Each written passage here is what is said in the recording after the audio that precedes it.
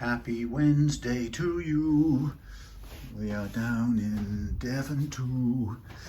It's, well, you know what? It's dry. Use a weather check. I'm British, I'm sorry. I'll give you this weather check every time. It's dry. It's blue, but it's colder. Well, it's colder. It's not freezing, but it's colder. Anyway, we have James's Aria Pro II, Chinese made Aria Pro II Nashville Telecaster style guitar. Beautiful looking thing in rosewood, down for setup and change of pickups. So here we have it. You can see it's a beaut. Big chunky, it's still a big chunky neck joint there. Original Aria Pro II tuners. These are Chinese made. We know that a lot of Aria Pro II stuff originated in Japan in the sort of heyday of the 1980s, and that had some real good pedigree to it. So this is a little bit different in the sense that it's Chinese made, but actually it's still got a nice, good, solid quality feel to it. This rosewood is absolutely lovely. I mean, it's very understated, as you can probably see. Beautiful, beautiful indeedy. Yeah, and those purists will notice, look, there's something out of sequence, and I'm sure that when we put some new strings on after the setup, that would be lovely. So, observations about this guitar. Well, first of all, James brought me a, oops, sorry camera, brought me a, what was that thing? It was called Epiphone ES339 a few years ago now, and loved the setup I did on that for him. So this is another guitar saying, oh, I still love that setup on that one, please make it similar. So that's the task. We've got, I've had a sort of sit down with it at home and played through, and also just tweaked the action really a little bit. So we have a string through fitting. We've got ferrules for the neck joint, which is nice, and we've got an action which now set at my target.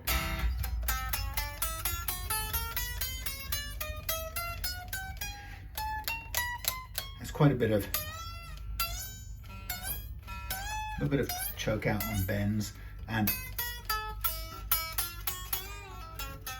a little bit of fret slap going on there. Now, my concern about this is that it's starting out with fairly pretty low frets, and I think that's the way it came. It's the style.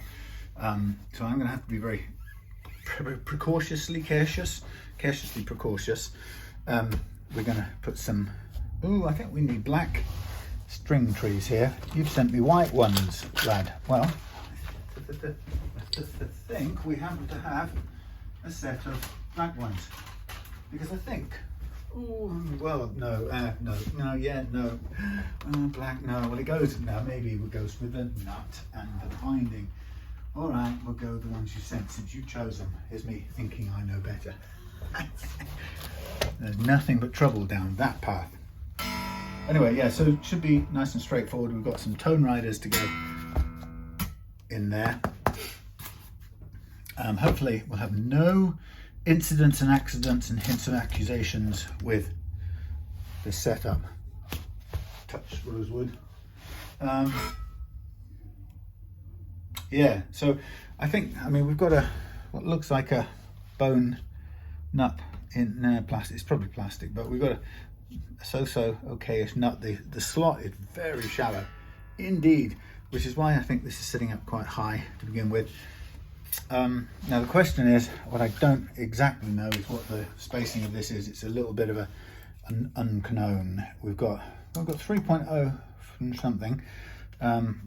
We've got a variety of things. Well, we've got a black nut down pure for such purposes. We could go black in the style, but then there's still a white binding.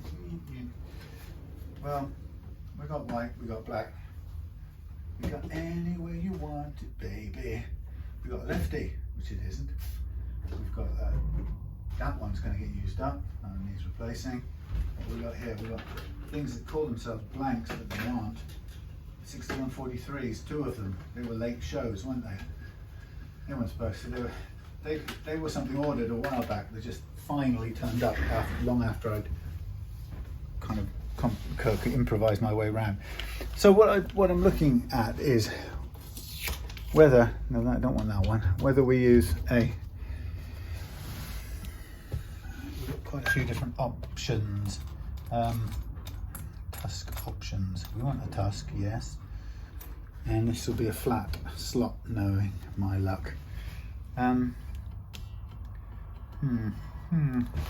what I have here is a slight, we've got the 5000 one without the foot, so it's a curved one. I could build it up just very simply with a little thing underneath. Let's begin. Blimey. We've also got the deadly plastic on the pick guard, which I don't know, I think should come off about now. Yeah, this is leaning, you see, this nut. And the reason this nut is leaning is because the action's a little bit too high over the first fret, but also because it's it may be just, it looks like just a fraction loose. So I think we've got to get something in there snug as possible, whatever the basic size is, but it's a really shallow fit, and that's challenging. And the funny part is, it looks like I've had to end up making custom nuts for just about every guitar that's been through here in the last little while. It's not the end of the world, because at least you can get the fitting exactly right that way. And when I say custom, what I really mean is either from a blank or using another nut as a blank. So this is leaning, it's glued in leaning as well, which isn't ideal. So I'm just going to give it a little sort of a little wake up tap to see if it's stuck in that leaning position. It looks like it is, actually. I think part of the problem is this thing is sort of doomed to lean because it's so shallow. I've not really seen many nut slots that shallow. So we're going to see if I can encourage it to come out with a small probing screwdriver. Or, as my much respected Galeazzo Frudua used to say, still says probably, screwdriver. Very nice Italian touch. So let's see if we can just get a little bit of movement. Well, I don't want to move. It is plastic and it doesn't want to move. So, given what I'm up against, I would suggest this needs to probably, it's not that leany, but it's a little bit. But it's plastic. But it also looks like it's been glued in well and proper, which always becomes a scary thing. So with that in mind, I may do the scarily destructive thing, which always gets me comments, really rude comments about, how dare you do that, take a nut off that way. If only you just drifted it out sideways. If you went around and cut the finish, which there is none on there. If only this and if only that. And then beyond that, if only you got out a simple razor saw like this and you sliced away at it for as long as it takes. Plastic slicing plastic. Well, we could do that.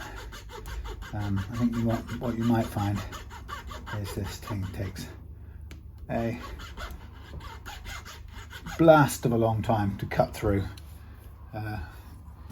So I like to help it on its way, like so.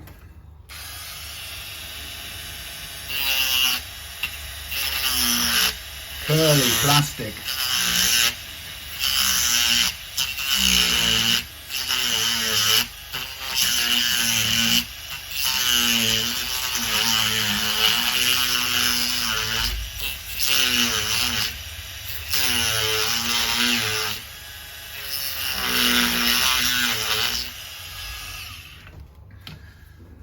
That horrible melty melty, horrible plastic malarkey. Then we can give it a little bit of a persuasion by squeezing it in a bit and see if it wants to give up its resistance, which I think it does just about. I could ease it along with something along here. Very tight fit. I mean, good thing in some ways it's going to break here because it's so tight. It's been well truly glued in. There's wood stuck to the bottom in sufficient quantities. Let's see if we can persuade it again to come away here.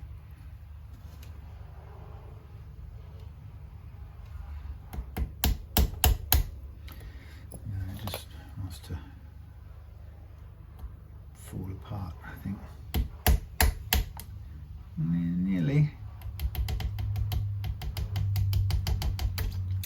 There we go. There we have it. So very shallow. Now the flat bottomed nut, we're going to need to clean that slot as much as possible, but it's a good indicator how much glue is on there that it takes out the wood with it. It's not the end of the world, we can clean that up pretty well, and as long as the nut has the majority of its surface touching the slot, then it will be fine. Touching the floor of the slot will be fine.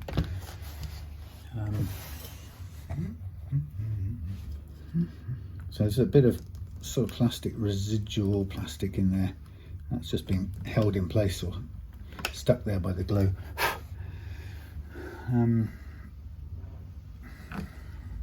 So we have what appears to be a flat slot with a bit of glue tear out at the bottom.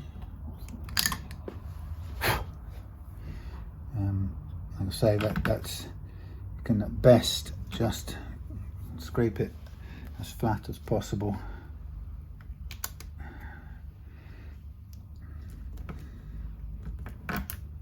Using such a thing as this flat blade here.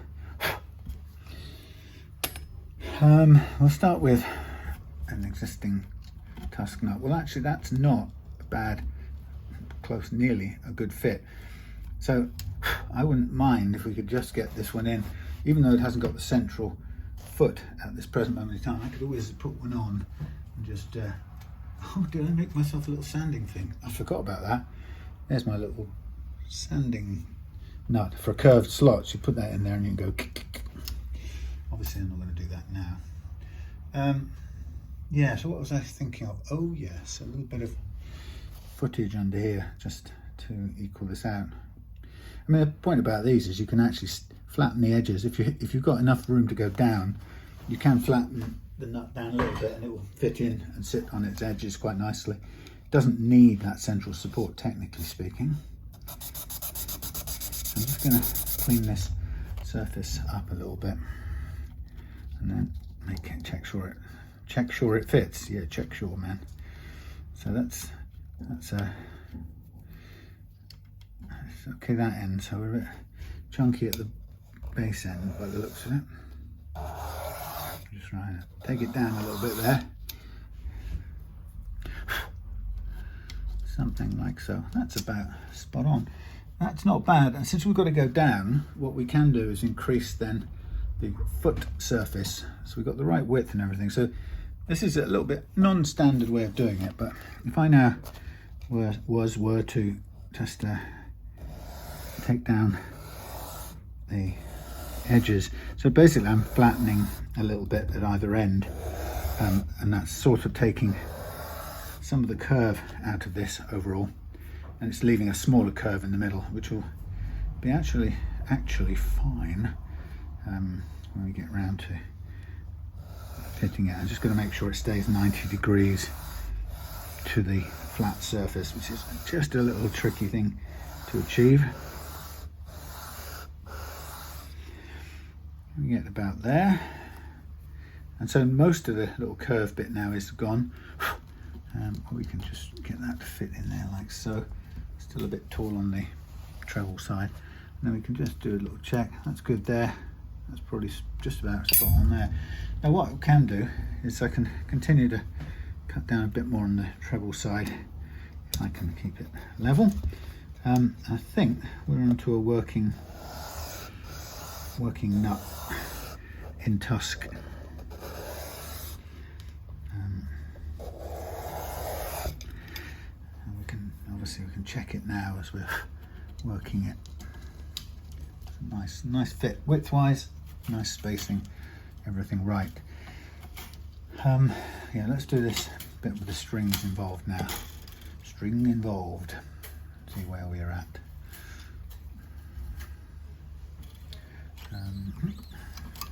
Sorry, I've lost you.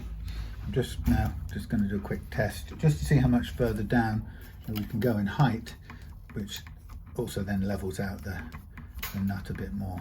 So pretty good. Actually, it's going to be very, very thin piece of nut, full stop. Once I've got it close, I can obviously do the last sort of micromillimeters with the nut files. It's sort of good to, if you can get it to where you want it to go without that.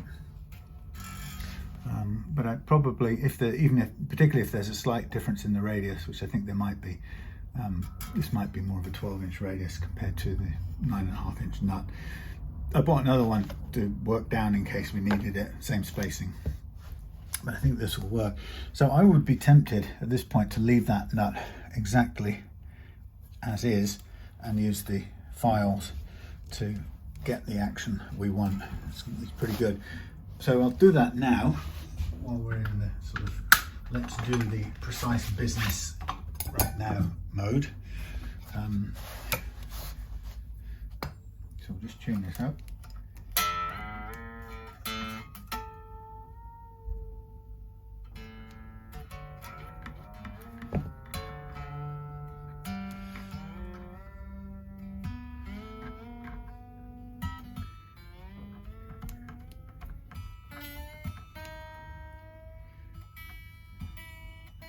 That toppy tuner is crunchy.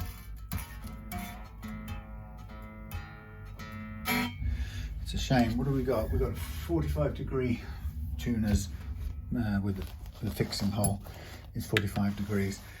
Is that seated? Lovely. That is seated very nicely. So now what I'm interested in is just taking care of the fine tuning first fret action. Again, it's it's very delicate business, so we've got to get this right. So we're going to start inwards on the G, and we're aiming for 0.4 of a millimeter. So we just move this out of the way. It's probably better if we just take that off there. Move that out of the way, and then we go at it with the correct one. And obviously we've got to go backwards because we need the backwards movement. We'll get our brush. So that's going to be, it's such a low, see these guitars, it always interests me, these guitars were not built to play this low. It's as simple as that. So to get this to get the backwards angle on this, we're going to end up just clipping the wood. There's no way around it. The basic geometry of this guitar doesn't let you get low enough without doing that. About the only way I could do it. I don't even think I could do it if I took it from underneath. It will still end up touching the back.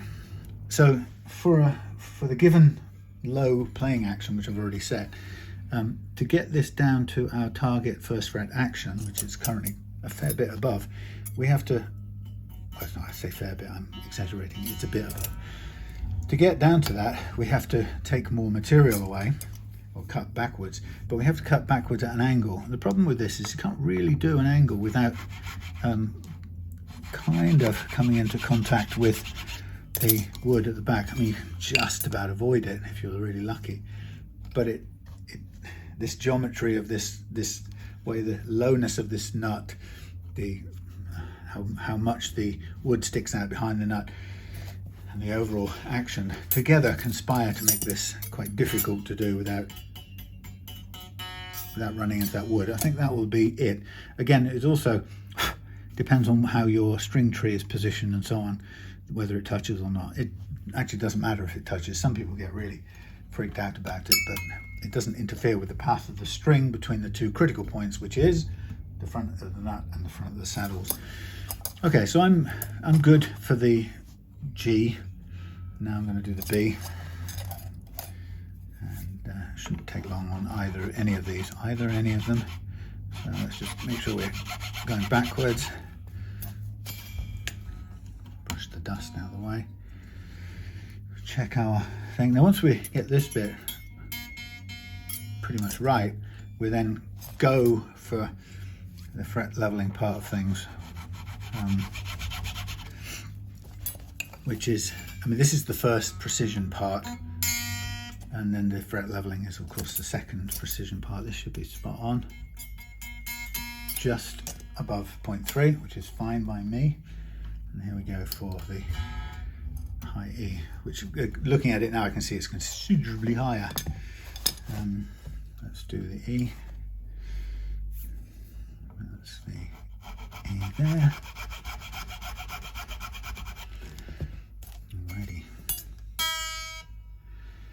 Okay.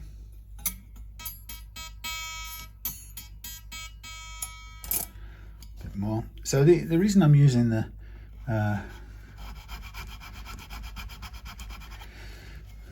feeler gauge and that blade, the reason I'm using the feeler gauge isn't because I'm sort of dominated by the figures, like, oh, it's got to be 0.3. Just that gets me to where I want it to be, and a position, a physical situation on here that I know works, and that's the only reason I care about that number. But some people seem to get quite obsessed by it, and I think, you know, it's a means to an end. I try to keep that very much in mind. Now this is pretty close, so I need just a little bit of adjustment and a tiny bit of widening going to happen there. So 26, that should be about it. These Hosco files widen by default. They have a sort of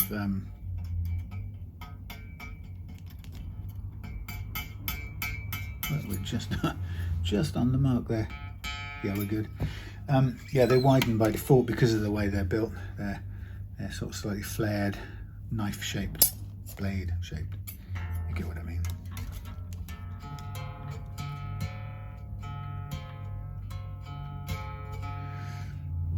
Okay, so now we're doing the A, which is again pretty close. So we're in good space with this. Not too much hard work to get to the ideal target height. Probably, yeah, I think it was a bit more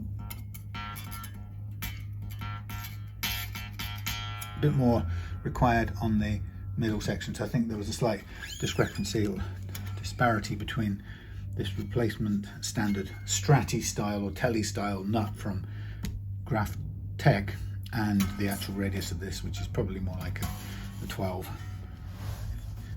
10 at least, but probably a 12. And a little bit of widening and deepening of this one.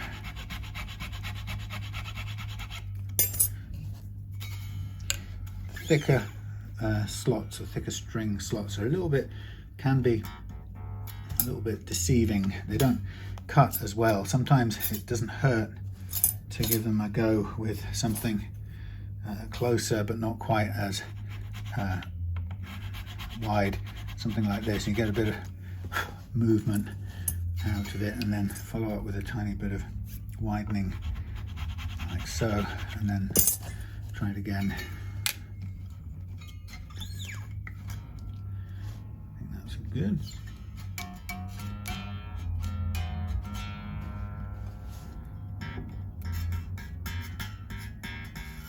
Okay,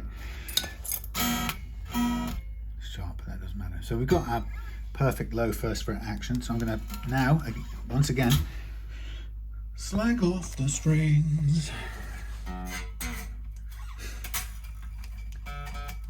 Now at this point, it would probably make good sense to fit the nut and glue it down, a tiny little bit of glue to hold it in place.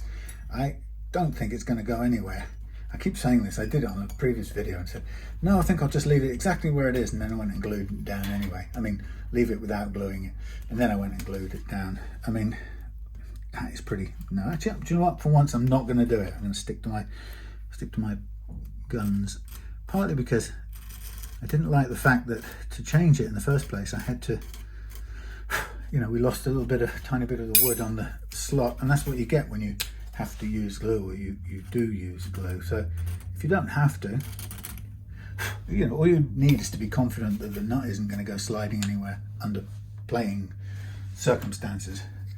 Now I've also got into a bit of, I got somebody who wanted to give me a telling off about the fact that it was actually a maple neck, but somebody told me off for marking the frets without masking off the neck. And you know, I've done it a million times and I'm pretty confident I can do it. Now, having said that, I'll probably now just slip of the hand and I'll probably end up marking the fingerboard. And the truth is, if you know what you're dealing with, i.e. if you're dealing with a poly finish, you can actually remove it quite easily with cellulose thinners, if you can't get it off with naphtha. So in the once in a million time, you know, I can always get it.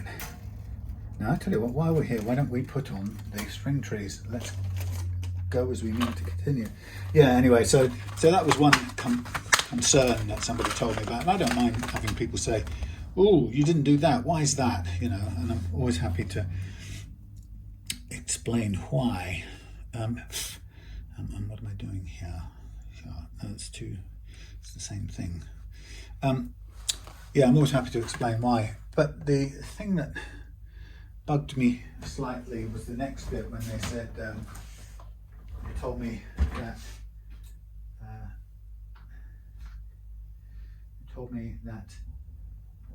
I must mask off the pickups while I was doing fret leveling, and you know, that sort of, I have to go into this long-winded explanation, you know, saying, look, I've done this 1,000 times. Why do you think I don't mask off the pickups? Because their concern is, oh, the magnets will attract the fret dust and ...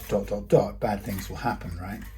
And it just cracks me up that people assume that if you aren't masking off the pickups to protect them from the fret dust, they assume it's because you're an idiot, you're stupid, and you haven't thought of it. Which is okay, you know, I get it. But it just peeves me a little bit that it doesn't ever occur to them to think, oh, well, perhaps first of all, as a start point, why don't I begin by assuming this guy who's been doing this for 10 years has a reason, possibly, for doing things the way he's currently doing them. That might just be a start point. And if that were the case, pardon the noise, if that were the case, then you might sort of think, well, if he's doing it that way and he's thought about it, I wonder what his logic might be. You know, what might be the good reason he is doing for doing it like that. Anyway, so people don't seem to think that. So I'm constantly having to sort of explain in the nicest possible way that the reason I do this way is because, guess what? I've done tests that frets are not magnetic. The only fret wire that ever, and in fact I've got a video on this channel to prove it, but the only, I did an experiment. I don't say things without testing them, you see what I mean? I'm not that, I don't just follow dogma. I like to know if there's a hypothesis about something that everyone follows to, I like to put it to the test if it's possible to test it. And sometimes it might not be, but when possible, I do like to test it. Anyway, Uh, so I had to explain to the person that these things, the frets are not magnetic. They're not ferrous and therefore are not attracted by magnets. Not even the high-powered neodymium about 1 inch diameter monstrous ones that I use. Even they don't do it. Nothing moves. Oh, these tuners are awful. Lordy, they are just too horrible. I can't live with myself. Hold on. I have got only about 1 million sets of tuners out here, all of which, any of which, would be better than any of those. They've all got, let's see if they got 45 degree. I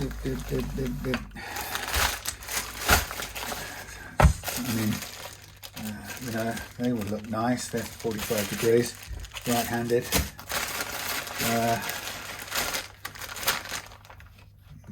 These are right-handed, basic right-hand tuners. I wouldn't want to do that. Oh, I've got dusty.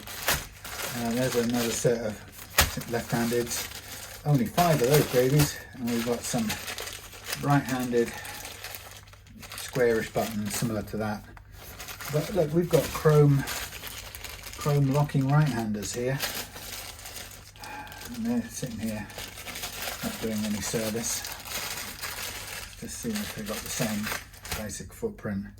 I mean, these will be a ton better than those. They don't have the Aria Pro II, but this is only Chinese anyway. Huh? Yeah. Do you know what? I'm going to keep these out, and I'm going to make a little inquiry, because we might as well put some decent quality tuners to use. 2 sets of basic we're up in there. Squires with a locating foot, which you don't want to do. That's not good. Some lefties. Put these back.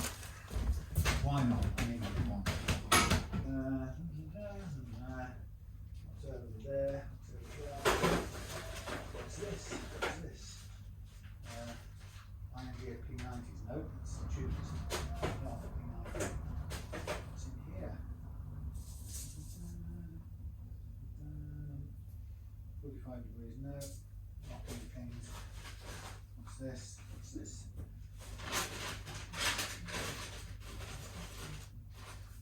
Oh, blimey. They're everywhere. Actually, I could look. What are these? Shit. I've lost some. Pardon me. I knew that would happen. I've lost some blasted screws. Yeah. Shut the door. I'm looking for that. Sorry about that detour. Yeah, we'll keep that set out there. Be a perfectly good replacement. These are crunchy. You don't want to play with these. They'll drive you mad. They drive me mad. I'm just going to give this a bit of a pull just to get things to stay still on there.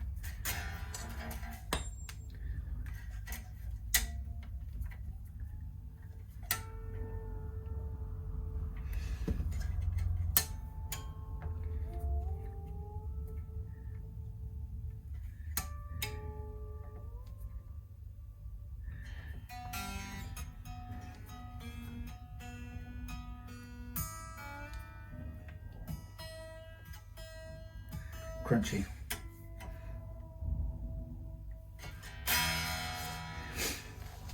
Good. Okay, let us get the leveling on the go. Now the leveling, I made myself a fresh thingy, freshly coated truss rod thingy, banana it is known as, this morning, earlier, just now. Oh, come on, stay there. Throw away the rubbish. Yeah, so we're ready to go. We've got 64. It's supposed to be down in the 50s. Humidity. It's lying to me. Okay, so here we go with the fret leveling procedure. James, it's been a long time since I did your other guitar, but having said that, it's not so different. I think I've learned a fair bit since then, but the basic principle is the same. And I think I've described what I've learned of any difference. The main difference of what I've learned, I should say, is that rather than thinking about necks with high and low frets anymore, I tend to think of the neck as some imperfect curve that bunches at different points along its way, like a wavy curve. And it bunches because there's longitudinal compression imposed on it by the strings. And really, every neck will behave differently under pressure, and what I'm doing each time is I'm taming that amount of bunching on that particular neck, which will be different from any other neck.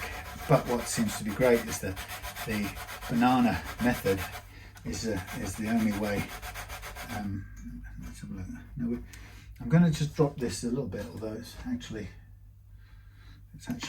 clear of it, but just to be on the safe side, since we're adjustable from above, we'll just drop it right safely out of the way for now.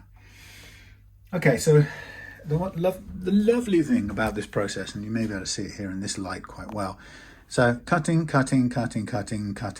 low spot, slightly low, lower, slightly low, coming back up, high spot, drops away again, comes back up again, and then it's low for the final four. So it's always hard to kind of keep everything in mind, but let's say we took a little visual reminder and we said, place where we'd expect to get some problems, looking at the ones that are either very low or, thanks man, are very low or don't touch at all. Where's the sticky so-called? Does this actually have any sticky on it at all? Yeah, maybe. Yeah, they're marking the ones that are close to being very low. So I would say kind of from here onwards. So those are our low spots. Possibly, you know, we could amplify this as a group of low spots, really. Low, so we would have a cluster problem down here. Here it's just one. Here it's one plus everything else that follows, really. So that's even more. But and you can't see a damn thing. There you are. So one low spot, a cluster of lows, cluster of highs or standards, and another cluster of lows, basically from there on to the end. So that is a really interesting diagnostic pass in the fret leveling process, and that's what this method is great for. Now, you might say, well, are you going to carry on leveling it now? How do you know when to stop? Because somebody leveling with that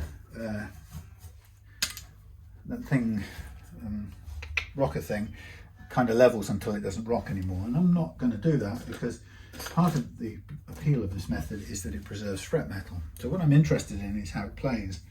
So I'll take out my spacer a minute.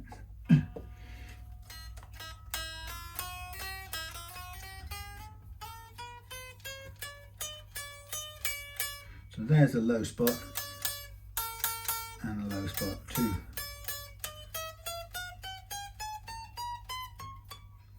Okay, up there. Those are the two that would have problems playing as straight notes.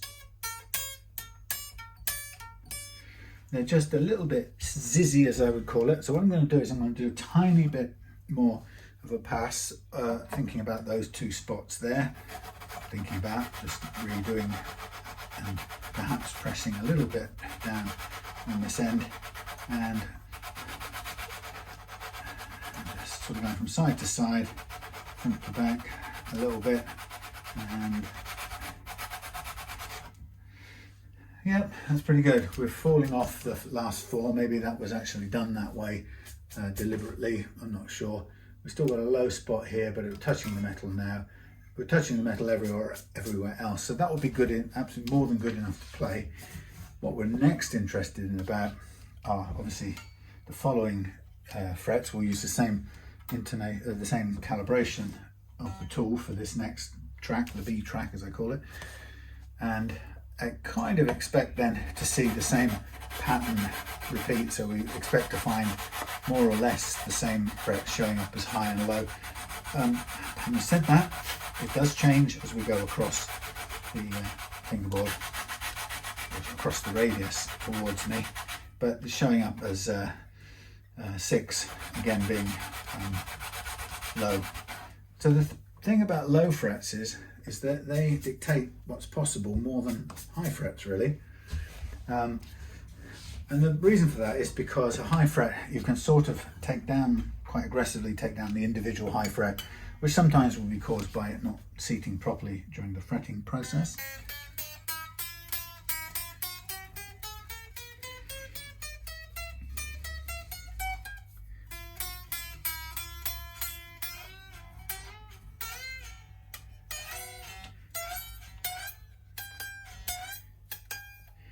So we're waiting to get into the G track now, because we're going to find the G track is the one that needs to be perfect at this set action for the bends to work. Now that's a challenging thing at this action because we've got a neck with some dips in it, and what's going to happen is when we start the bend in one of the dips, it's likely to choke out as we come across, as we bend across into the G track.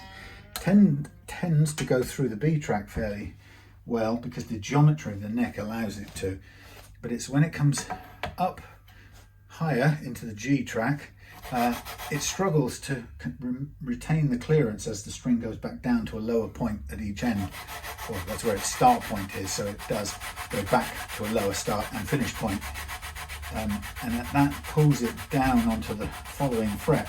And that means that typically on almost any guitar actually, the G fret, when there are uneven frets, the G track is the one that requires the really most careful leveling. If we're to, not to make the notes play, they all play on their own track with relatively little leveling. It's the G track that receives the bends from the high E, oddly enough. And then actually as we come across into the thicker wound strings, to get rid of this fret slap, the kind of little accompanying rattle, we also have to take some off there to do that, which tends to require more work than certainly the high E and the B. So we would expect, right, because we're down here, we can get away, that one is low, we're not really choking out, which is good. And then the next choke out we might expect would be somewhere from about here. But that little bit of leveling on the G track has actually cleared the notes up. They're not perfect yet, and I might not go much beyond this one more little go, because we've at least freed them up. And that's what's great about the method, is you can actually hear that they're no longer choking out straight away, and that's because of careful leveling in this track, the G track, which is the very sensitive one when you're bending high E strings or Bs, but it's usually the high E, because of the fact that high E is down on the other side of the hill, it's the high E that suffers, whereas the B, for the same given action, the B will be tolerant when it gets into the G track, but it's the high E in the G track that shows up the chokes usually. And so we're working to make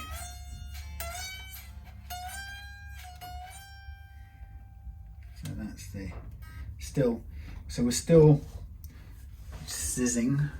Sometimes we might compromise and call it quits and not go further, particularly if we're working with frets that aren't massively tall, which these aren't, and this is pretty low at this point in time.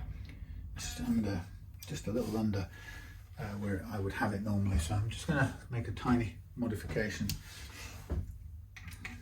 I've got some shorter grub screws as well to change out on this. Let's double check. We don't want to push it down lower than it needs to be. So 1.25 over on this high E side, and then about 1.43 as we come across, and then to 1.5 on the far side, which appears to be, in fact, it could be a fraction lower than it needs to be. You can also, if you're good with your eye, you can also pretty much see where you need to go by kind of looking at them together as a group, and you'll see a sort of similar gaps all the way across, and you can see where the gap is a tiny bit wider, and that looks about right.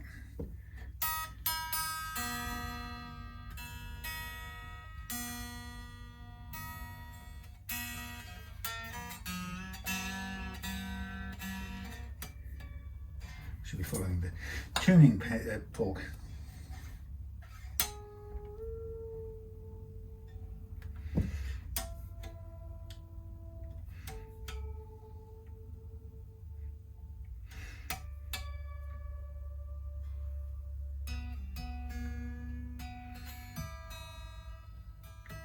No, I can't let this go out of here with those tuners on it. I'm sorry. Just the way it is. Okay, so obviously we're detuning a little bit while bending.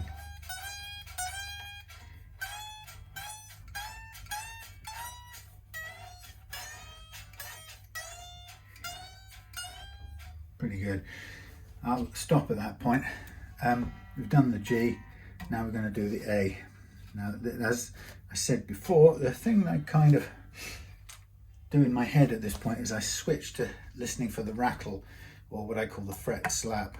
So it's less that high or low frets individually have a problem, because they, as I've said, it really is mostly, it's much more common, as we saw from this neck, that the high and lowness is experienced as a series of clusters. So, you know, thinking of it as a set of hills and valleys. So with that in mind, I'm not really looking for individual. What I'm looking at this point now is I want to clear, because these wound strings spin a little bit more, the thicker they get, they spin more than these strings, plain strings. What's happening is the spinning wound strings for this low action are clipping the tops of those various hills along the way. So what I really want to have happen now is that this smooth copy of this curve without the bumps in it, namely this object, which I've tuned to be a kind of an idealized version of this curve. It's the same curve from end to end, but whereas this one actually goes up and down, this one is a sort of cartoon but a smoother version, but it's the same basic curve. So what I'm doing is I'm now thinking about using this quite lightly, because I just want to basically tame those peaks or the hills in this fretboard, and I don't want to really press down too hard anywhere. I just want this perfect curve to impose itself onto this much less than perfect curve, and it's a kind of, it works best when it's done with lots of fairly light repetition. And what I'm listening out for at that point onwards is a diminution, a reduction, diminution in the amount of what I call that slap, fret slap, or the rattle. So we tend to be able to play it and hear it.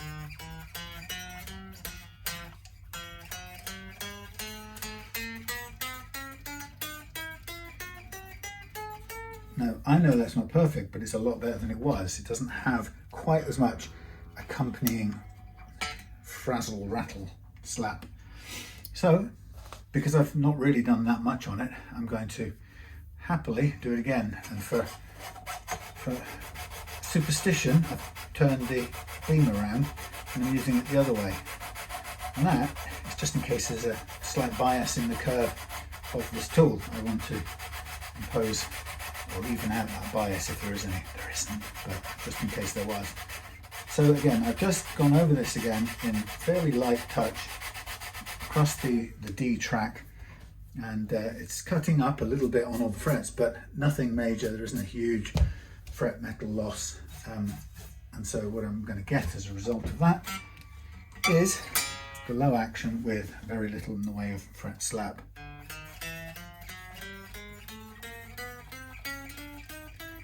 There's a ghost of it, but it's nothing compared to what it was. If you remember, it was more like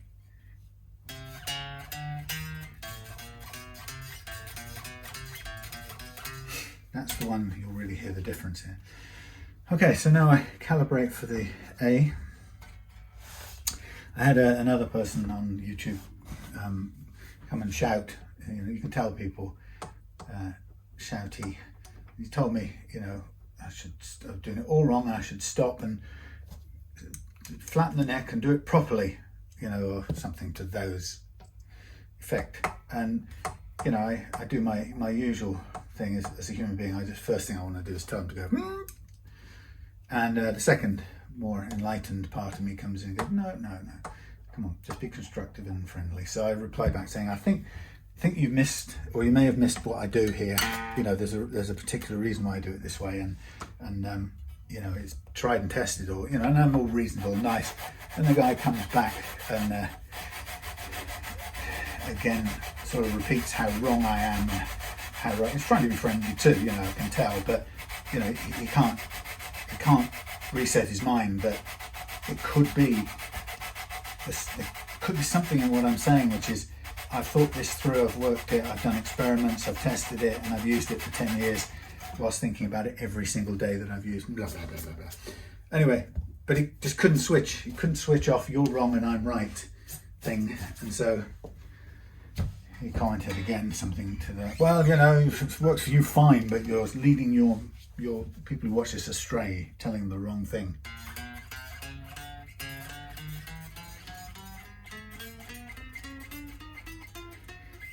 Again, a tiny little bit of sizzle, so I'm going to go back and give it another little light go.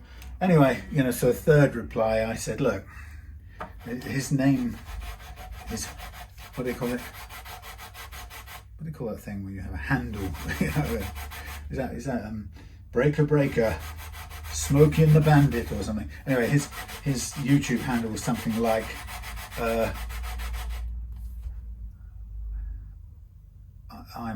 I'm awake, you're not type of name. It was some of those, you know, I'm not red pilled, you're the sheeple type of name.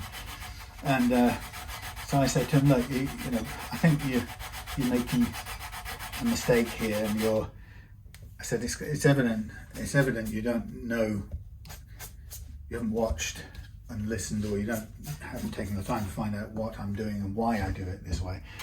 And despite that, you still feel it necessary to be right, you know. And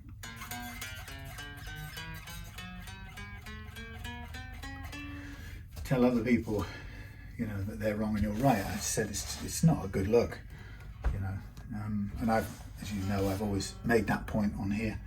It's an ugly look, and it's a stupid look. Actually, it's one of the biggest human stupidnesses there are.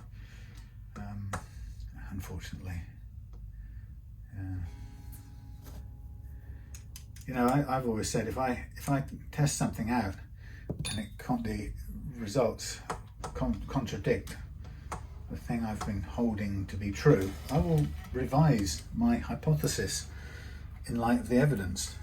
You know, I'm bothered that much by, or I care that much about critical thinking and truth, in as far as anything is true, you know, in the scientific sense of a workable hypothesis with evidence that supports it. And to me, that's a workable truth until such times as we have a better hypothesis that fits even more elegantly with the observed phenomena, right? And that's just as simple as it is. I want my world to operate. My world operates on that basis. Whether the people who think they know better, and you know, there are no realities and everything's, you know, every fact is an alternative fact and yada yada. People who sort of stick to that, you know, they quite happily enjoy flying the aeroplanes which work on that basis. You know, they're built on the rationality of the scientific method.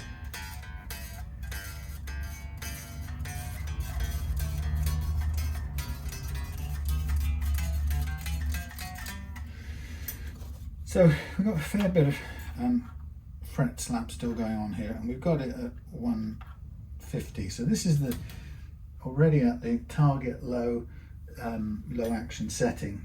So I'm going to give it a couple more goes. I'm going to recalibrate just to make sure, and I'm going to give this track a couple more slaps with the beam. And if I can't get even out the differences, then I'm going to call time on it, because I would rather raise by something like maybe at most 1/4 of a millimeter required at the bridge action. I'd rather raise by that 1/4 of a mil than to you know, over level some frets that where the, you know, the metal may be in short supply. I mean, these aren't exactly very worn, but they're not tall to begin with. So I'm, you know, I'm being mindful of that fact and not being gung-ho. So I've recalibrated just to be on the safe side, and I'm just working it as lightly as I can in the E track. And keeping an eye on it so I know where we are in terms of metal removed. I'm working with 400 grit paper, so it's a sort of, you know, you get used to the rate at which that removes material, and it's not the nastiest, most aggressive material in the world. It will remove your prep metal if you work it, but it's reasonably gentle. But my immediate kind of playing assessment of this guitar was that it was going to be tricky to get it to the lowest preferred action. And I'm talking, you know, to the 1/4 of a millimeter where I wanted it. How did I know that? Well, setting the action low and playing it tells me that.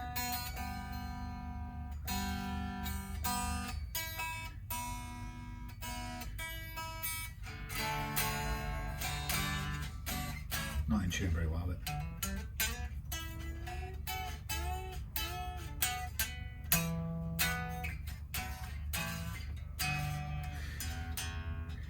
so I'm looking at this and I'm thinking I may go a tiny bit higher on this.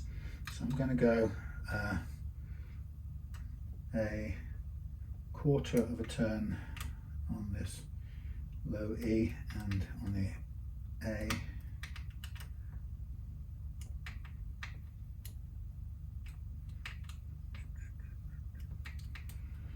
A tiny bit on the D, but not quite 1/4. Okay.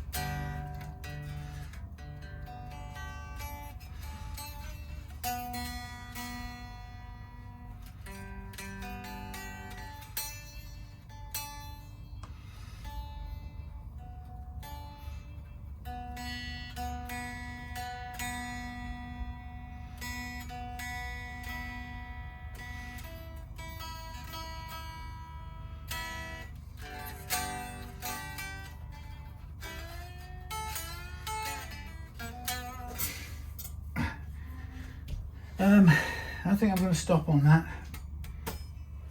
Yeah. Okay. And then we're going to re-crown it. So that's a tiny increase in the action height, because I don't want to take any more metal chasing a notional low action just for the sake of it. It's to do. It comes down to each individual neck, the degree of how much. What's the word? How much curviness there is under load. I wonder if I should take a break. Well, let me do this. I'll do the fret crowning, then I will take a break while I send an email to James and check if he wants me to fit these other tuners, rather than, you know, send it back to him with these on, and I mean, he can fit tuners at a later date, whatever, there's no problem. But while I'm here and I've got this set, these are Vanson tuners, by the way, they're pretty good. Vanson locking tuners. They're unbranded, but they are from that supplier. This one under load, this one's crunchy. It'd be interesting to take the back, I'm not going to do it, but it'd be interesting to take the back off and examine the gearing to see why it's crunchy. But both these are not great on this, so that's what I would suggest swapping it over for. Okay, I'm going to cut these strings here. I've got quite a few spare sacrificial strings, should I need them. And storing one more set. These are 9s, so I'm assuming the replacement ones are as well. But the only change, if they aren't, would be that we do some tweaking of the truss rod, possibly for a higher or lower gauge of string than was on before. Very small differences. Right.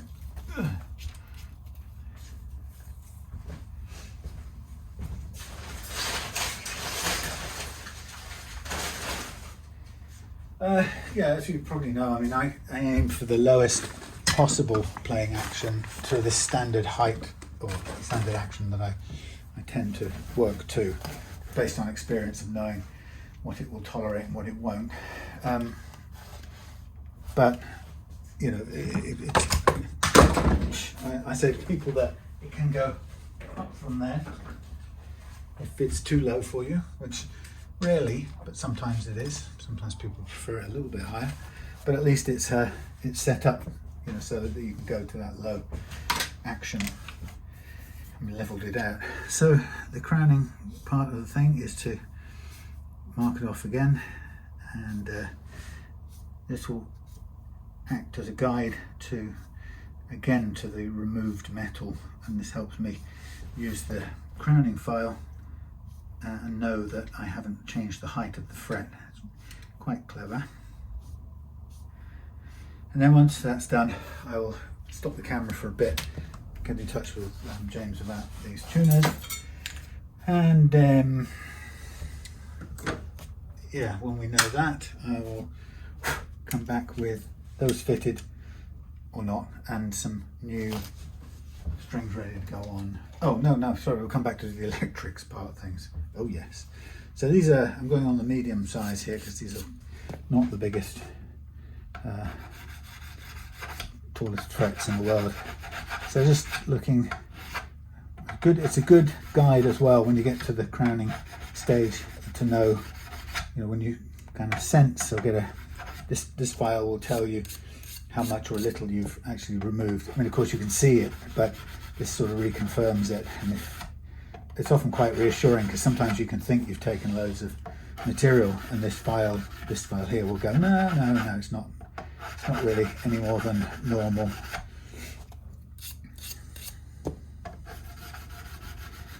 But it will very quickly reveal the ones that have had more flattening done to get them to level. I can feel the way this file is riding on the wood here. These are low frets to begin with. Now that one didn't need any at all, because we haven't really touched that one in the entire process. And guess what? It's number 6, which we already know is a low one. And like I said, I think the realization for me was I used to think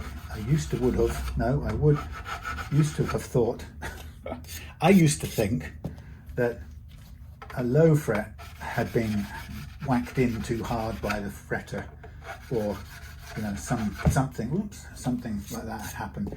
And it could even be, sometimes I think, well, is it a defective fret or the wrong gauge? And well, it's technically possible, but what I've come to really believe in the years I've been doing this is where the fret appears low, it's almost always as a result of the neck taking a buckle at that point, or a bunching effect at that point.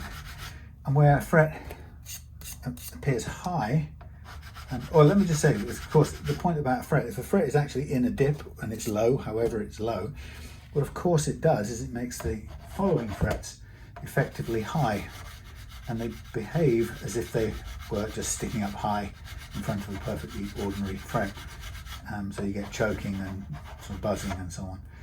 So a low fret makes whatever the other fret's doing, it makes it effectively high, and the only way we can fix that problems caused by that discrepancy between the two, the relative difference in height between the two, is to basically lower the normal height frets all around the low spot down until the overall difference between the two is reduced.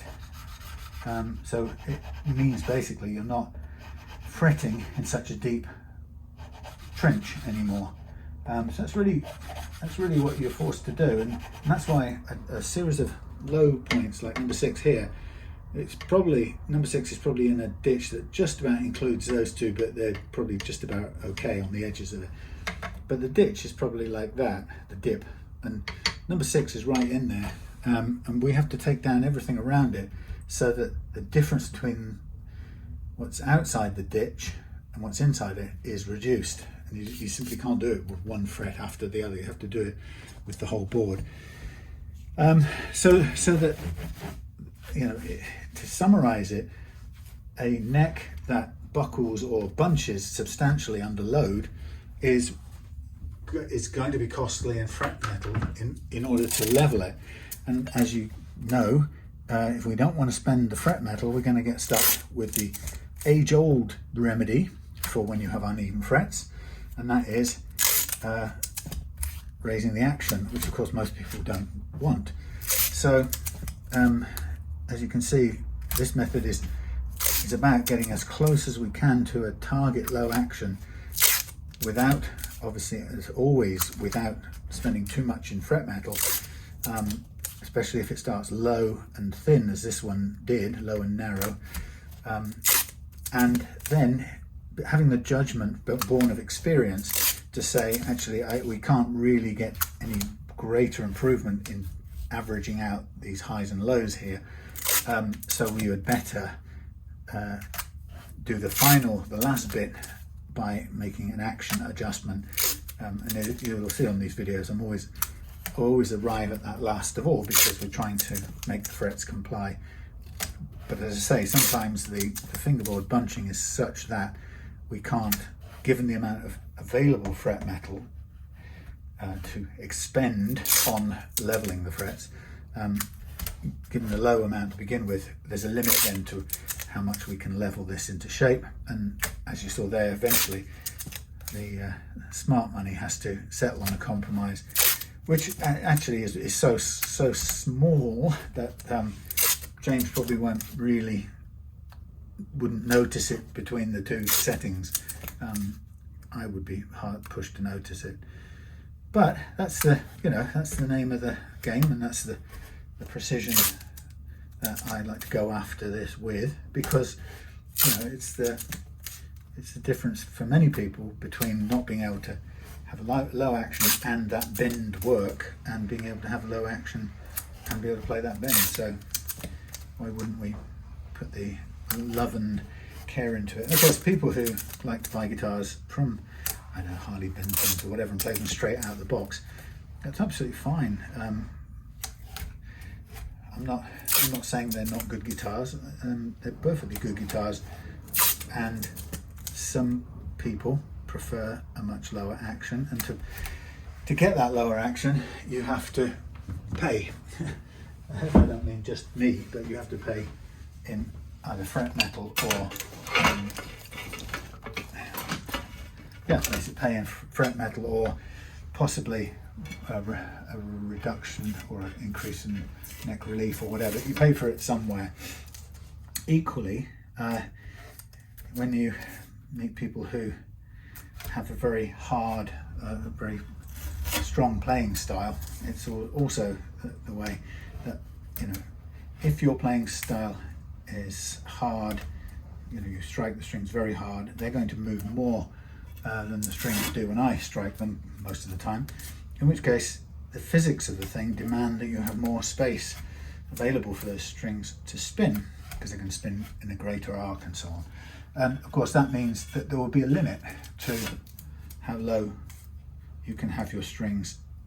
And I think the important thing is recognizing that there is a limit also to how to what fret leveling can do in that situation. You can't say, okay, I'm Pete Townsend, I'm going to windmill hit this guitar, but I still want the 1.5 millimeters at the last fret action. Sam, give it to me. Well, I can't grind away enough fret metal to deliver that. It would be counterproductive, because there wouldn't be much fret left by the end of it. So obviously it's going to be a sort of level-headed balance in between, and like I say, it's usually a compromise.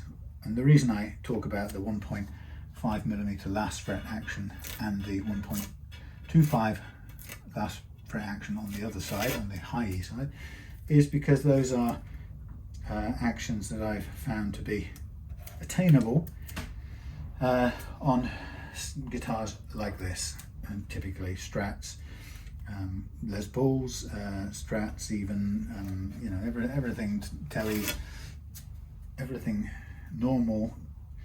The only ones you can't do quite so easily, or actually can't reach the same playing action, are the very tight radii guitars, like the vintage Strats with a 7.25 inch radius.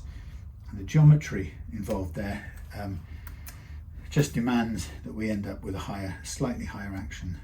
There's no way we can level out the constraints of that geometry. Simple as that.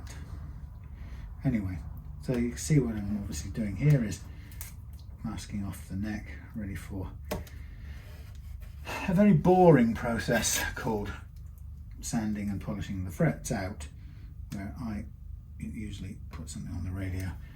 But I think we've got a problem with the Wi-Fi today, so I don't think I'm gonna get some entertainment in between.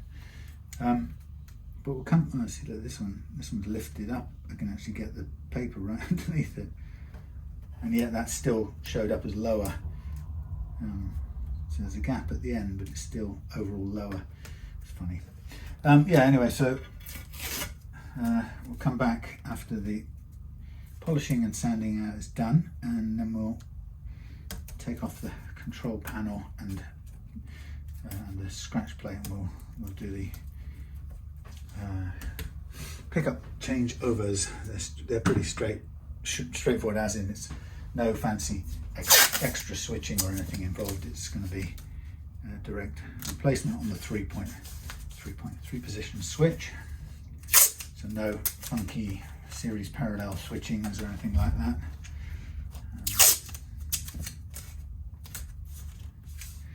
So rosewood, everybody loves the rosewood, all thanks to George Harrison. Not just him, but in, what was it, in the Abbey Road White Album days? No, Let It Be, Abbey Road, Let It Be, Abbey Road days. I forgot what the album's called. White Album, Abbey Road. Anyway, but yes, he was playing one of those. He played it on the roof, didn't he, a little bit? Oh, in fact, he played it for the whole session on the roof, didn't he? I'm sure he did. Yeah. So there you go. That's my protective covering. Covering, why? Because I just don't want to risk scratching anything down here with my sandpaper while I'm flailing about. But not because there's any risk of anything dusty going into the pickups, because it won't. As I said, the only maybe I've got an example. I probably do. Maybe I do. Maybe I don't. Yeah, somewhere in here Typical. When you want one, you can't find them. Just to annoy somebody. I suppose that will do as a starter. But I don't have two-hand, unless it's up here. I haven't got anywhere with a single piece of gorgeous Evo gold. I had one floating about the other day in a pot, looking all sad like it needed to be used. Is it here? I think it's here. Yeah, it's like I'm one of the last few pieces. Okay, look. What can you see? Let me see you. All right, it's not a very clear thing, but this wasn't meant to be a demo. But look, nickel silver, yeah, Evo gold. Watch this. Where's my huge magnet? Here it is. See if I can remove this from the wall. Okay. Is this slot sanding wire? Oh, really? Okay. Spare. Look. Nothing. Nothing. I mean, I can demonstrate it by going, look, nothing. However, Evo gold.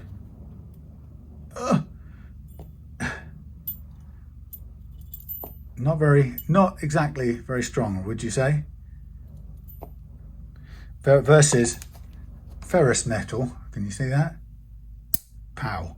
Okay, that's magnetic. That. Well, let's see how high this comes up. Right. See how high that jumps up? That's 2 inches easily. Come down to the Evo gold. 2 inches, nothing. 1 inch, nothing. Centimetre, nothing. Oh, just below a centimetre. That one's just enough to lift it up. So the only fret wire with some magnetic or some ferrous iron constitutions is the Evo gold, which for all we know might be something tied up in the fact of why they've stopped making it. Who knows? I've got it on most of my guitars. I love it. And I haven't seen a spot of rust or anything like that, but maybe they know something I don't. But nickel, silver, not a thing, not a GIF, not a movement. And I tell you what, also, as you probably won't be surprised to know, a steel, if I can even find where the stainless steel lives. There's a bit of stainless here. What's this? FW, one less than max. No, that's not stainless. I've got stainless written somewhere. Okay. It's avoiding me. StewMac Jumbo. No, that ain't gonna help. Oh wait. Anyway, you just have to take my word for. Oh no, here's a bit of stainless. Really coming down. No, yes, stainless. Yep. Stainless coming up. What's this? 14-inch radius. Oh, it's the same one I just bought. I've got more of it now. Look at that. So, ladies and gentlemen, a big piece of stainless.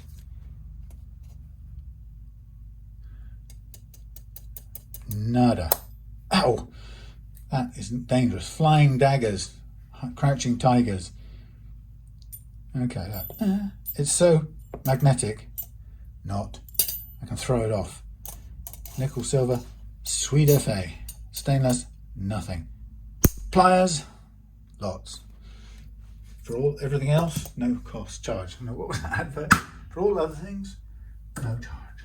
That was the sound of that going back onto the wall where it lives. Anyway, so that just goes to show, in case you were ever wondering, the only fret wire that I've ever come across so far that has any magnetic properties at all is Evo Gold. Was, because they don't make it anymore, and even then it was puny, barely, not, I would say, not enough to stick to a magnet, pickup magnet, if you paid it to. But fair enough, if you're using Evo Gold, you want to be on the safe side, cover up your pickups like I have anyway. But you know, if you think the Evo Gold is going to migrate down to there, well, then cover it up, be on the safe side. But nickel silver like this, forget it, it doesn't happen. All right, see you in a shorty while. Okay, it's never straightforward. So it's an unusual arrangement. So we've got to fiddle and mess about to get this together. So let's get the heaty thing on. A bit of a time delay now. So let us take out our, let's get our hands on our ones. Now this is, I'm going to mount it from above, hung. We've got three, we've got a dangling one, we've got, that's the bridge one. That's probably going to be, this is going to be hanging from there, it's going to be hanging from the middle. Two of them. Choice of those. Which one's going to be which? That one's separate. It's all a bit, not sure which is which type of game going on here. Which bit leads to which bit. So what we have to do is we have to remove these little things one by one.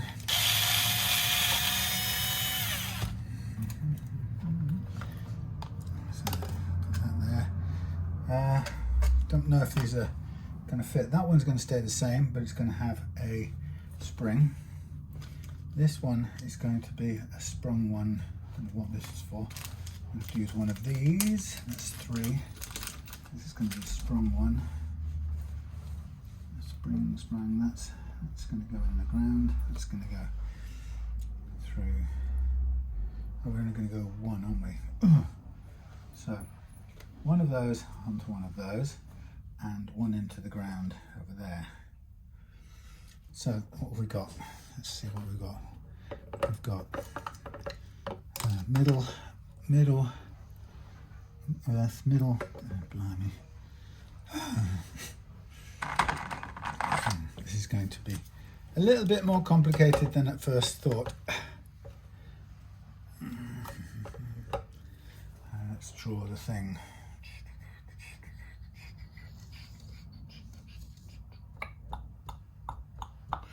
So, okay, ground and into the middle, attached to nothing else. Right, that's the middle pickup, and the white goes to there.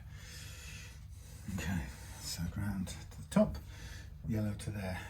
In this case, so we'll go, in the new example, we'll go black and yellow,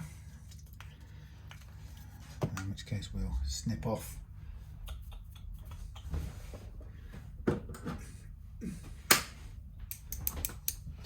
going to snip off there, like so. Out comes the middle one. We'll leave that one attached to there. We will put this one through there.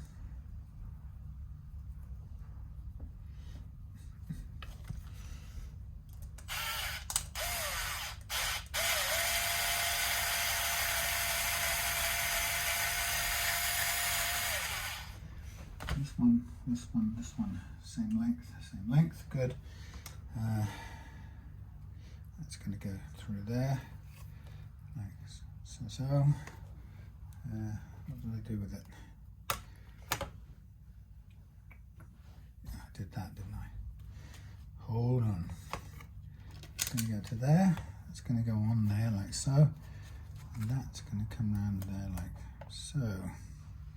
No, that's not the middle pickup, that's why. Oh, silly boy. What am I doing? This has already got its bleeding things in, right. I bet you spotted that straight away, didn't you? That's going to be that one, and the other one.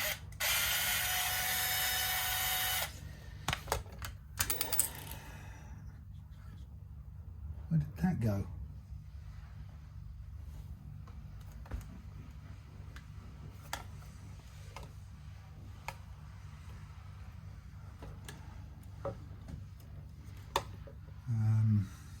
Alright, stuck to there. Okay, that's off.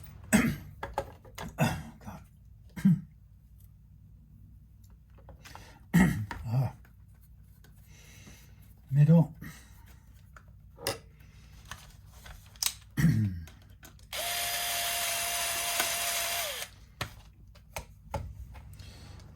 There. This one.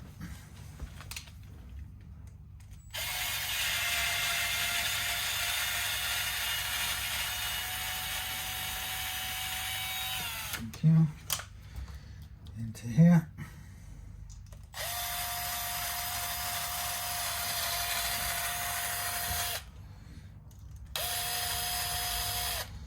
Okay, so this one is not the that is a middle, yes. That's not yellow. Is it going to be yellow? Yeah, it's going to be yellow, isn't it? Yeah, same colours. Alrighty, this one, come out.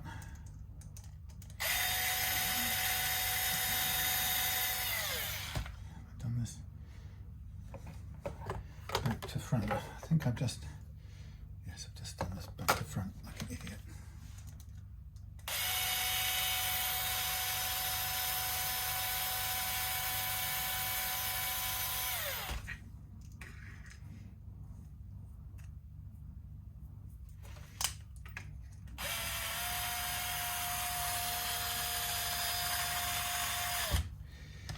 So this is the difficult bit, because this wants to come off and go in there, like so. It wants to go in there, like so.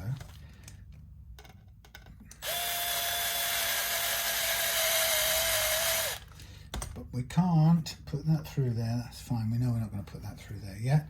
We're going to take out the white one, the white one, the front one. So in the way this sits there, that's that.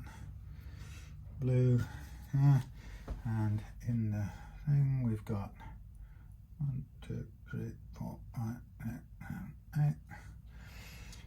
Is it 1, 2, 3? Oh, 6, isn't it? 6, right. So we've got that's neck, and this one is bridge. That's 2 down there. Bridge, neck and bridge. Okay, so take out neck and bridge.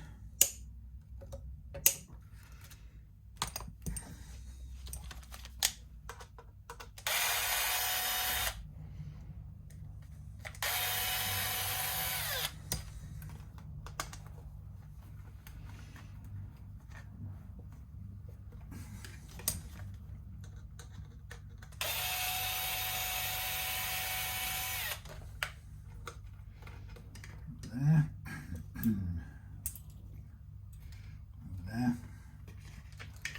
This one is going to want this one, and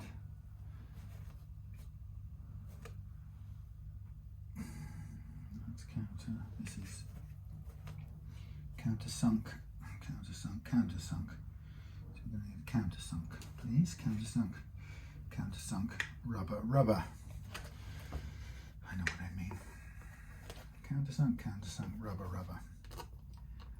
Countersunk, countersunk. I know you can't see what I'm doing. I'm loading up the neck. That fell right off. That's not supposed to happen. You're supposed to stay on there and make it all easy. This turns out not to be the right size for here. I'll be in trouble.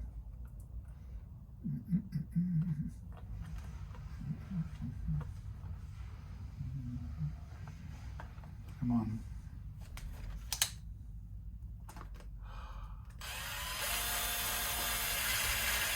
Okay, that's going into there. Stay together. You go into there.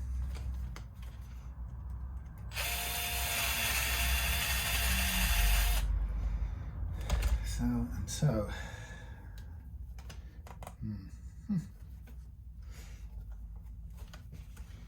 Feels like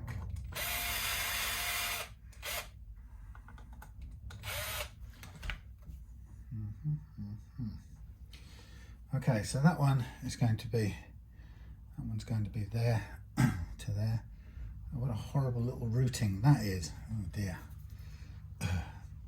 And they're the same colour, which really doesn't help coming through there. So this one is going to be the neck.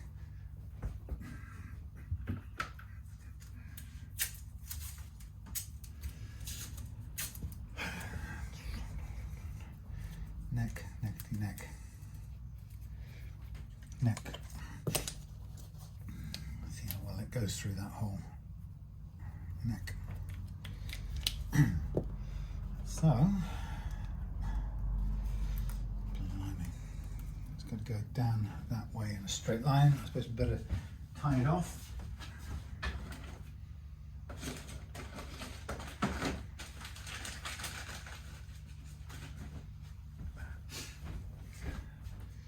Always takes longer than you expect. Oh, oh, oh, oh, oh, oh no, no, it's not going to fit.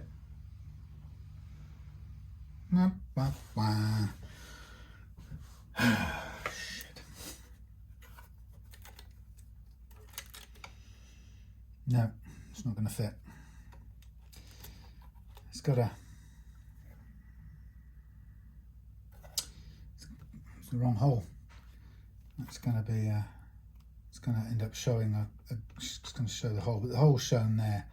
That means I've got to take the entire lot off to route it. Shit. James. Okay, that's going to put a pause onto this. Your pickup won't fit in there. That's custom cut for this. Look at it. It's one of those old-fashioned flat ones. See it? It's not on a V-shaped bobbin, whereas this one is. Which means we're going to have to route out this to look like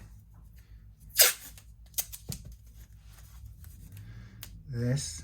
Now, given that there's already some space showing, it's not really going to make that much of a difference. I mean, there's space already showing here. That's exposed. So the fact that some more will be exposed is not really a problem.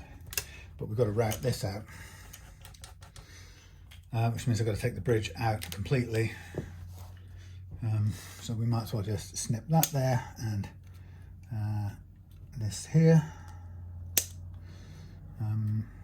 Leave that off to one side. We'll probably leave that connected for what it's worth. Then we're going to take out these. That one can go in there, will it?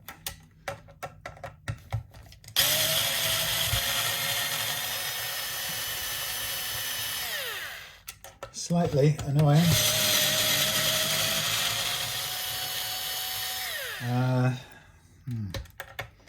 Well, I guess I'm going to have to check with you, and I suppose I'll have to come back later. Damn, I thought I'd done my shift here today. Oh well, or that, or tomorrow, depends on how I feel later on. Right, there's my bridge mountains. Now comes the bridge. There's no bridge ground going through here, which is, I suppose technically it doesn't need it. Technically, so they say. Okay. Park there.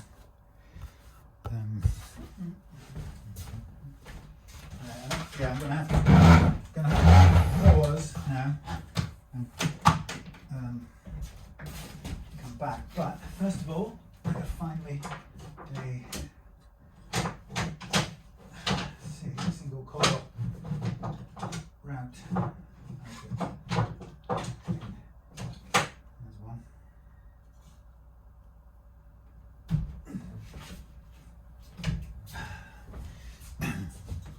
It's going to be like so.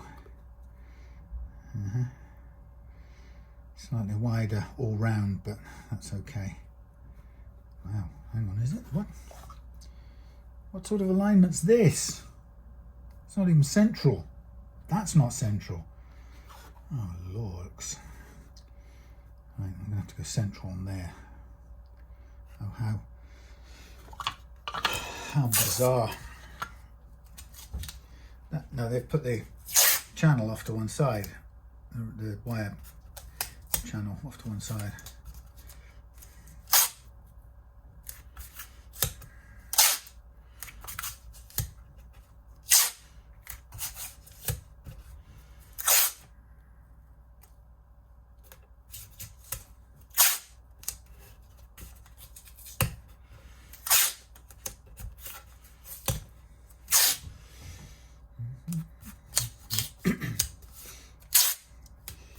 got to give it a bit of protection so we can route over here without damaging the finish in any way.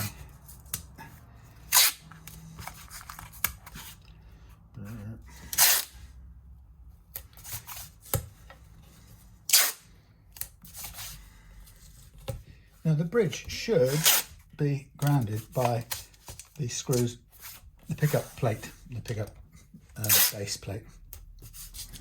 That's the whole thing. Mind you, I always tend to put another one in there anyway. Okay, so we've got the middle going to the pot, the push. We've got this needs routing. Verdamped. I've gone and taken home the fine pen that I was going to use. Damnations again. That can go there, that can go there.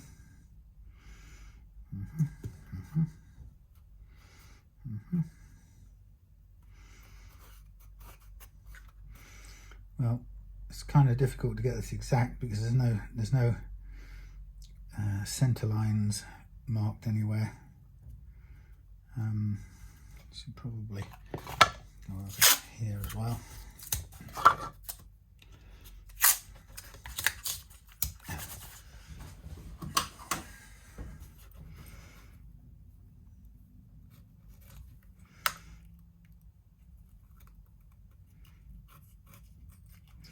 It's never straightforward, is it? So there's me touching wood, going, oh, it's all going to be straightforward and simple. Touch wood. Well, things never are. It's always the way. So there's my straight slot, which has to be expanded, equal side, even Stevens, to be a, what do we call it, slot, one of them. So what I'm going to do is I'm going to mark this with pen, like so, and then I can just know roughly where to place it when time is right. We'll stick that on. Just make sure one thing, that is going to be clear. I've forgotten where the screw holes are now. There's the screw hole. Yeah, plenty of space. It's okay. Yeah, and whatever sticks up is going to stick up and show. Some of it's going to be hidden because the thing comes across like that. So that will be hidden, but we'll see the edge of that. But then we see the edge of this anyway, so it's no big deal visible. Oops. Okay, well that's puts a stop on that. So I'm going to stop on these and we'll come back later or tomorrow. And we come flying back in the next day. And I know, I've done it. I did it off camera because I wasn't in the mood to speak, and wiring is pretty boring. You don't get to really learn much about what's going on, I promise you. Anyway, so the point being, the positive side of things is this. We are ready to go. So it's time to put on some new. It's time to, light the lights. It's time to meet something on the Muppet Show tonight. That's the one. It's time to put these strings on. So, new tuners on. Tusk string trees. We have also got, just one second, tighten that up by fraction. Tusk string trees. The thing about tusk string trees is that that is quite, puts an angle, fair angle. It doesn't matter, doesn't do any harm. People argue about that all day long. Oh, while I'm here, I'm just going to round off the thingy here. Just the edge of this is a little bit on the sharp side, so I'm just going to very slightly round it off. Now, a comment I made on a comment on Facebook about whether or not this was roasted maple neck. according to the spec, it is. I only wondered about it because, just stay down there, will you? I wondered about it because my experience recently is that, oh, I suppose I do need some glue. Is that what you're telling me? I think that's what you're telling me. My experience is, in which case I can just round this off using a piece of sandpaper. My experience of roasted maple is that it is noticeably, the ones I've done recently have been noticeably more less bunched under compression than have been our regular maple. So it was a little surprising for me to find that being as I don't know what the word is, thingy as it was, as bumpy as it was in the fret leveling process. But you know, that's just how it is. It's just a thought, and so I guess I'm trying to suggest to James, for starters, it's not that I've got some sort of deeply cynical, distrusting thing about people who claim to make their guitar necks out of roasted maple. Nothing like that at all. It's purely just on the basis of observation about recent thingings. The word being I'm looking for is recent levelings of roasted maple. So I was kind of onto a bit of a roll with various different roasted maple necks, and I was noticing a trend in that sort of area, that they were definitely the necks were noticeably less bunched under compression, under load. So I was kind of thinking to myself, maybe that's a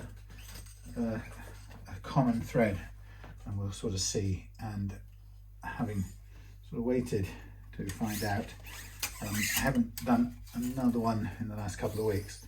So this is if this is one, then it's disproving my theory a little bit, which is a shame, because I was hoping I was onto something there. But and it's a double-edged sword, because if I was right and it turned out to be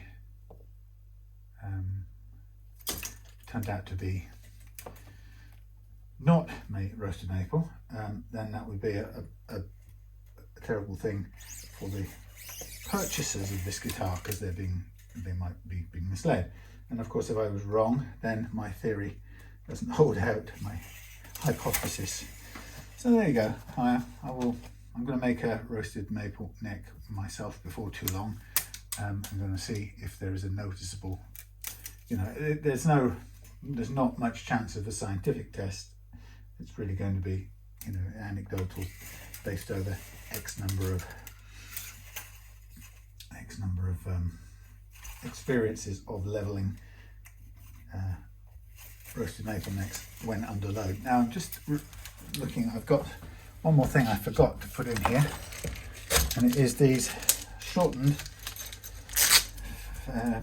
grub screws. Now, the way things are set up at the moment, there's a tiny bit of grub screw sticking through. So what I'm going to do is get these strings off the back for a minute, and let's replace these long uns. So this means I'm going to have to do a whole load of setting the height, but that's okay. That's sort of par for the course, really.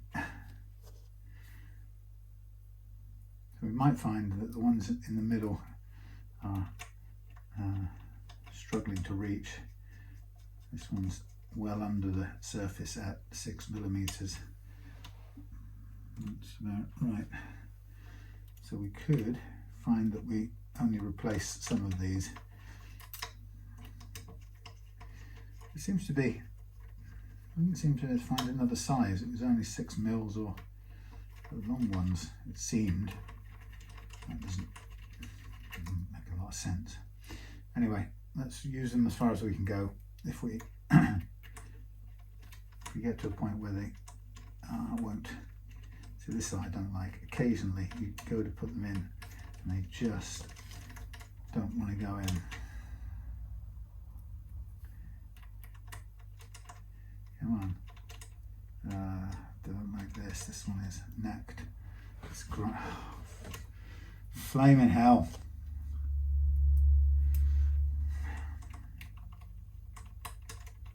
No, this one's knackered. Full stop. This thread is chewing even on the original one. Oh, for crying out loud.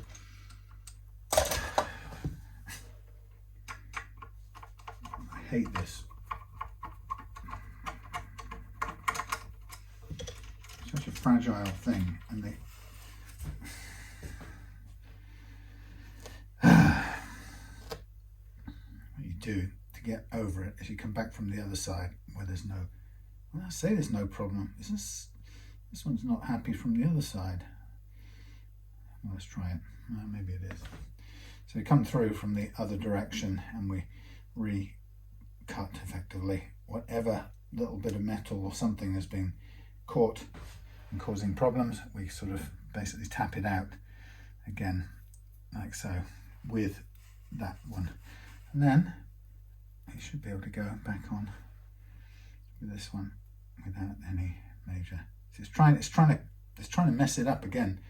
What I can do, the alternative, is I can come through this way, put the thing on backwards, and if it stays on, wind it backwards into the hole, and then again fit it through like so. I have no idea why there's a damaged thread in here, but there is, so it's not wanting to play ball with me. Okay, so that's okay. Now we'll put this one back on and then connect it up at the back here. So as soon as you feel it binding, if you ever have that where it kind of grinds or binds in the hole, you then remove it and basically redo it, and just kind of recut it, but redo it from the opposite side up. Now, just looking at this now, we are at the sort of limits of the outer ones. I don't want to go any further than that, otherwise we'll be dropping them out of the back. That one, that's fine. Then we'll stick with the middle too, and then we'll remove these.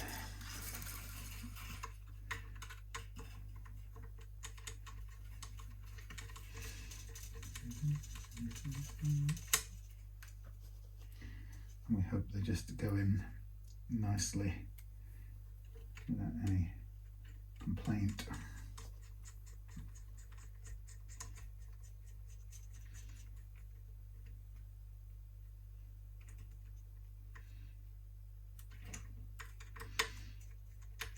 See, this one's struggling to even come out, and it's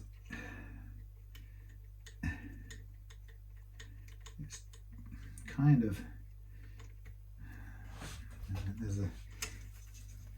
looks like it's shining up that thread as it came out. These are Chinese pot metal, as they call it, so understandably they're not the strongest metal in the world. It's kind of, I like the brass ones you can get.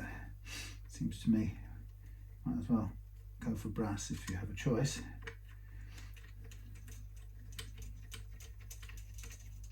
Okay, so just these other two to go, and I'll put the spare other ones in here. You might use them on something else, James, since it's a whole set. So I'll combine the two bits together, and you might find use for them. This one's the same, this one. That's just about right.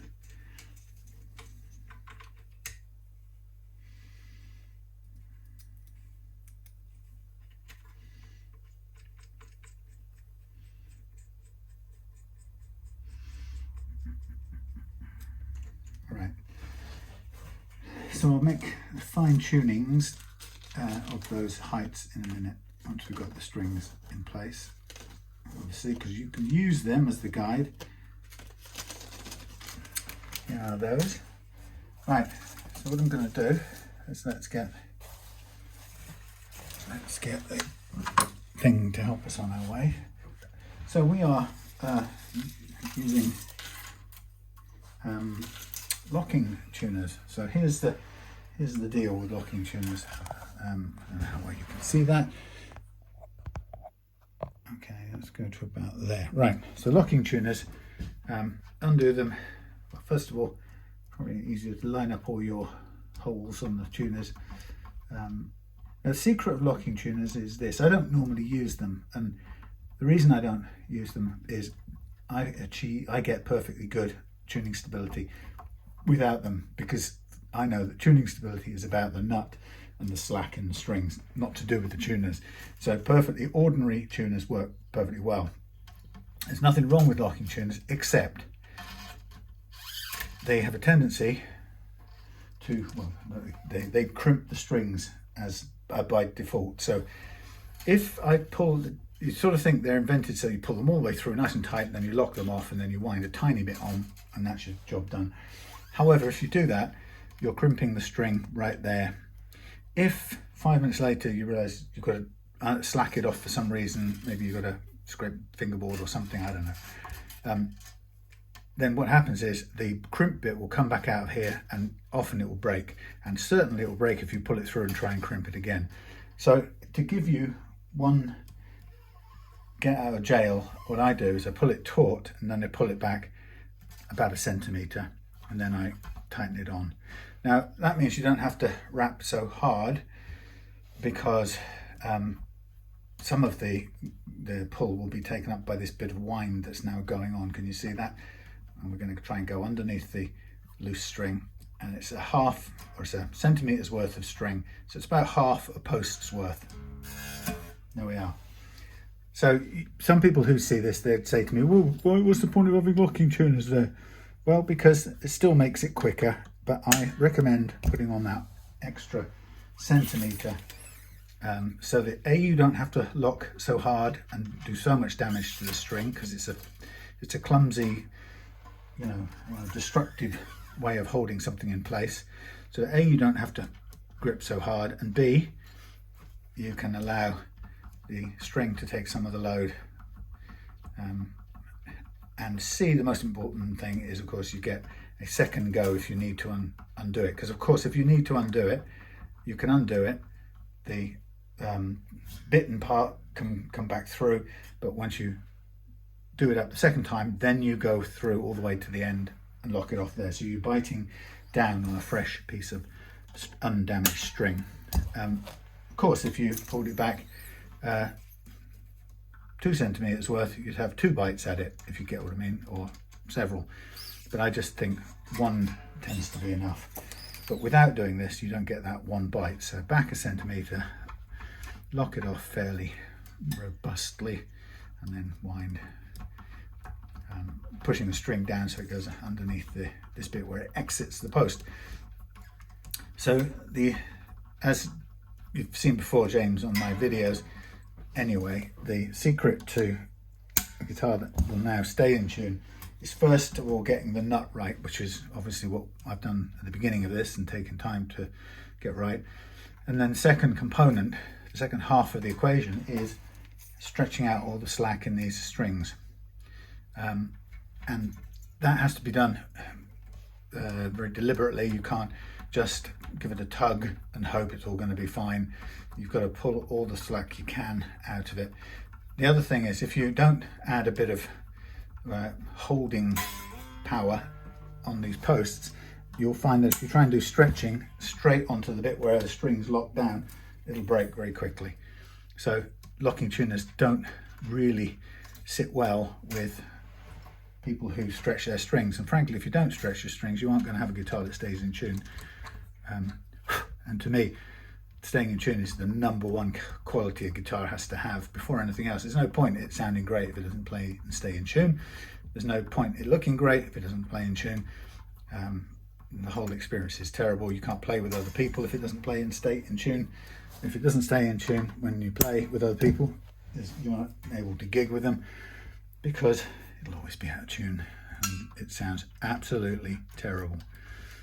That can ruin your band's sort of popularity in a second if you can't get your guitar in tune. And we've all had bands that you know, the two guitarists or the guitarist and the bassist are out of tune with each other. It's usually guitars and with each other or guitars and keyboards, but it's nothing worse than guitars that are out of tune. And there's no excuse for it, you know, and you don't even want it to be out of tune at the end of a single song, because if it does happen, then truthfully, at least half of the song you're going to be sounding terrible. So once I've got the strings on, I give them a sort of first pull to get them, make sure they're seated, and if they're going to get stuck on the string ferrules at the back like that one, they're going to come up at that point. Now that gives us a little bit more string on the tuner peg on that. It doesn't matter, it's not going to do any harm. It's better that we pick that up then. I must have just got caught somewhere inside. But so the first thing we do, as I say, we know we've got the nut right, so the next thing we're going to do is tune this up.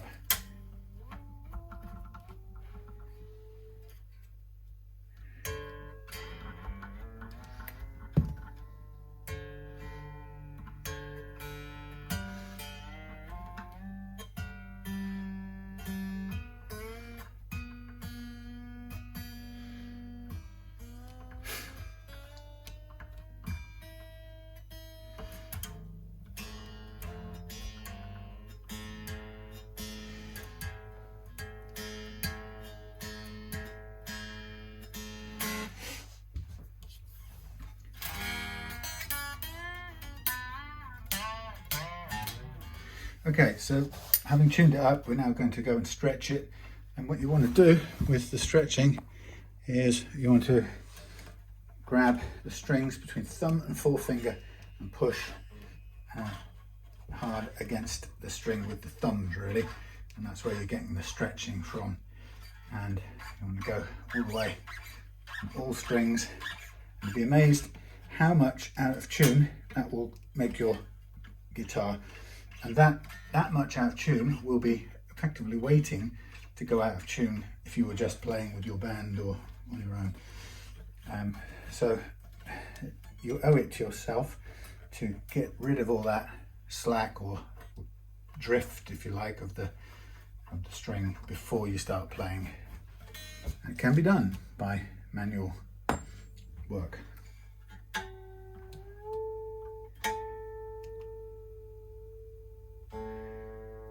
So that was about a tone's worth.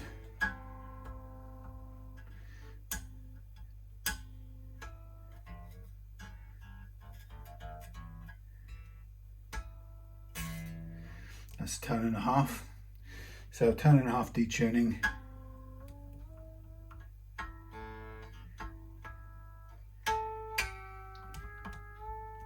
Now if you think how little of a detune is required to sound terrible.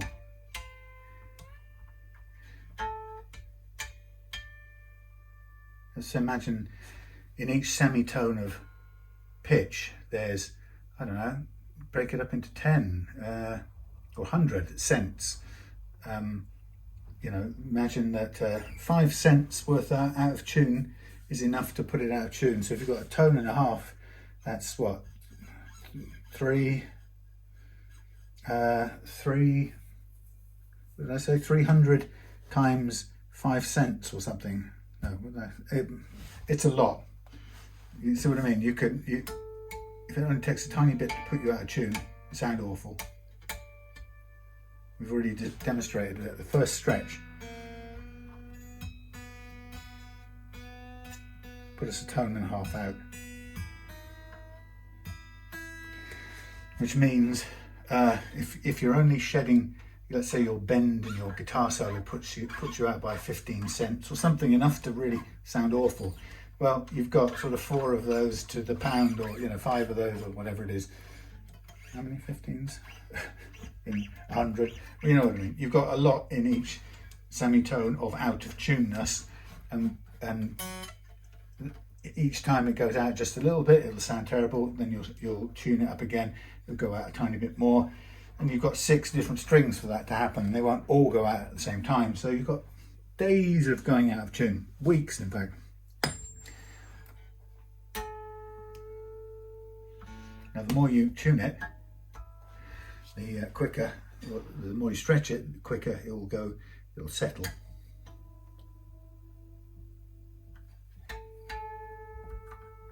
You'll notice each stretch puts it progressively less out of tune.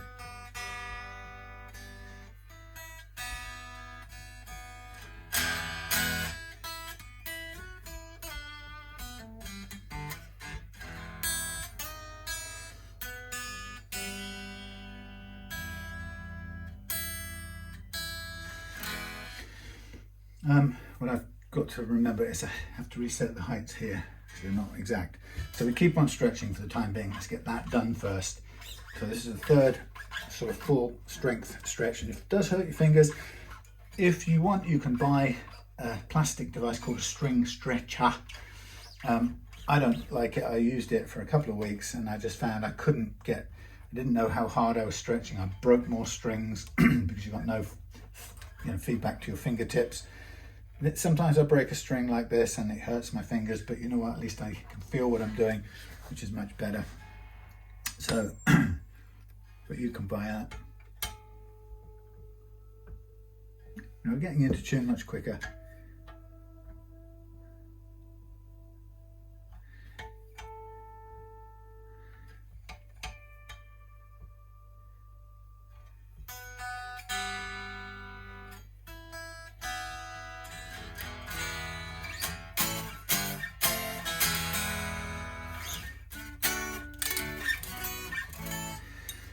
Okay, that's pretty good. Now I'm going to check the heights again. String heights at this end. Sometimes when you have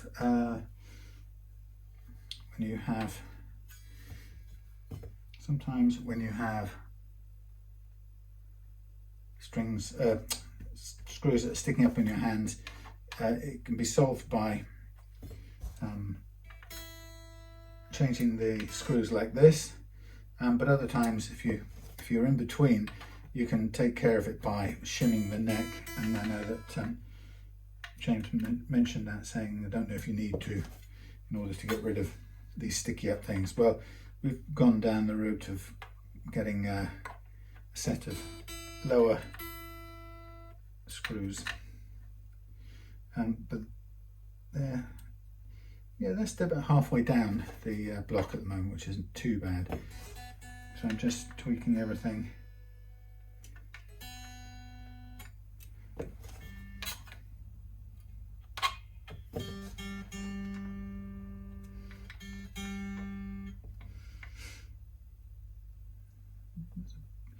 That seems a big gap on the high E.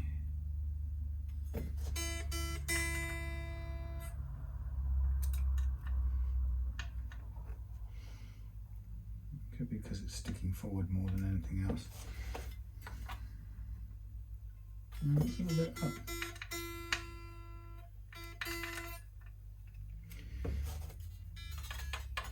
All right, 125. Slightly over 125. Tiny bit over 125. A little bit over 125. Just a tiny bit over.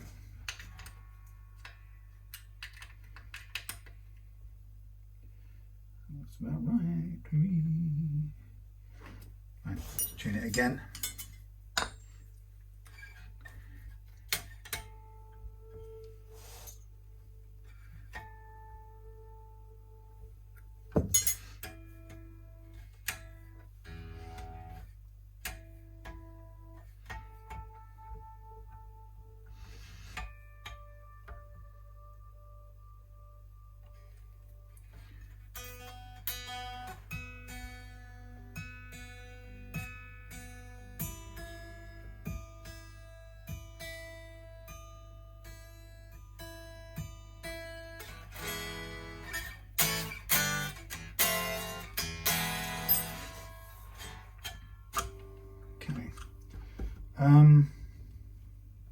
So we've got to intonate this. Now, James, you had a problem with the intonation before, because that low E was sticking miles forward. Let's see, let's get one of them right at least, and then we'll set the others off that and see if we're, I think I will probably find it's all just about spot on now with new strings. It's often the strings, a string, that can spoil everything, weirdly. So what we'll do is we ping the 12th fret harmonic and tune to that.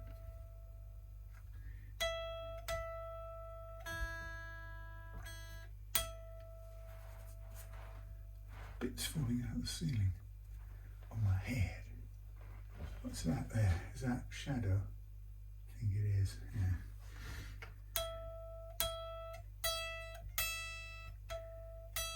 That's slightly flat of the harmonic ping.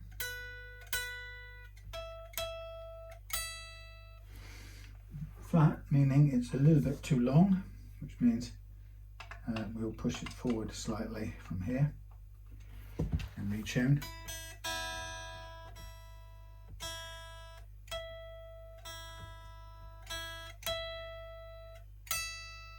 There we go.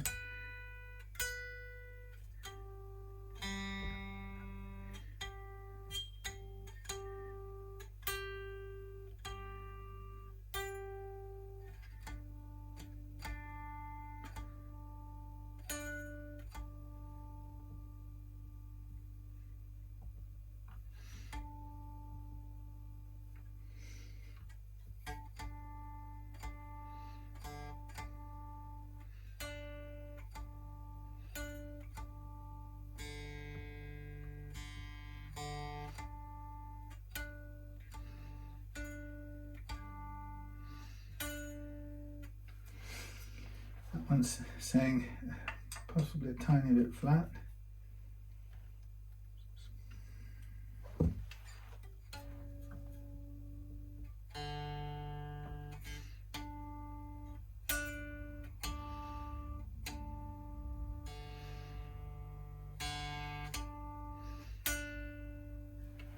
It's interesting, that's saying a lot flat now. James, you supplied me with these strings, didn't you?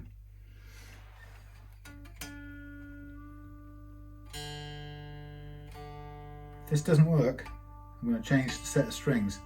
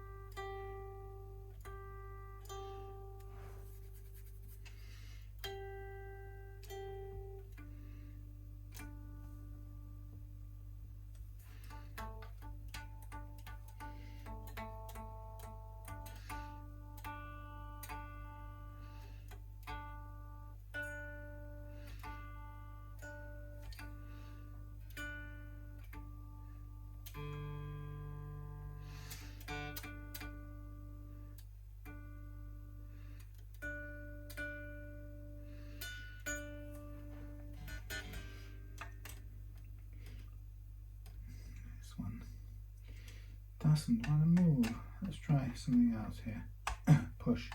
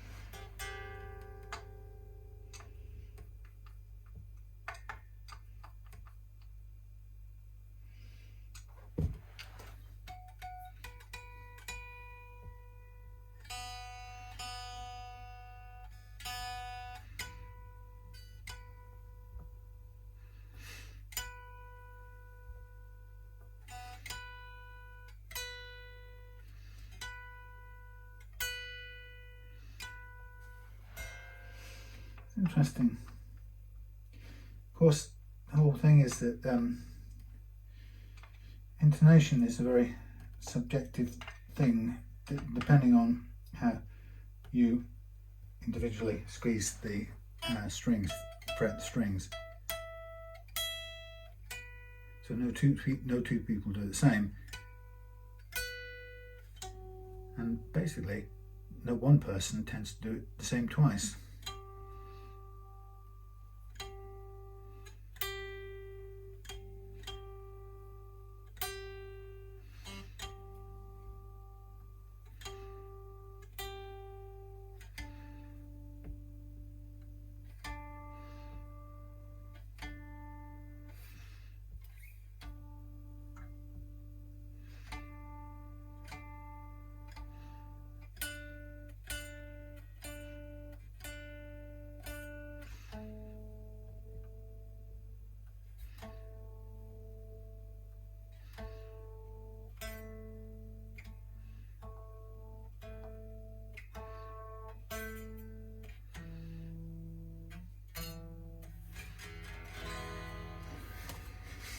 Right, that's where we are. Everything came forward a little bit. Everything was just slightly on the long side.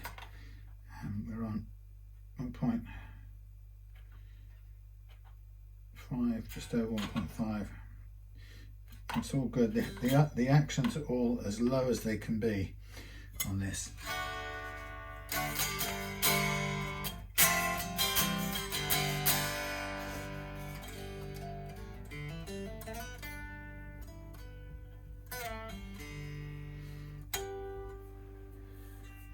So, as with all things, set as low as it can be. If you hit harder and it's either rattly or you're not comfortable with it that low, just dial those in a quarter turn a time, each of those 12 screws.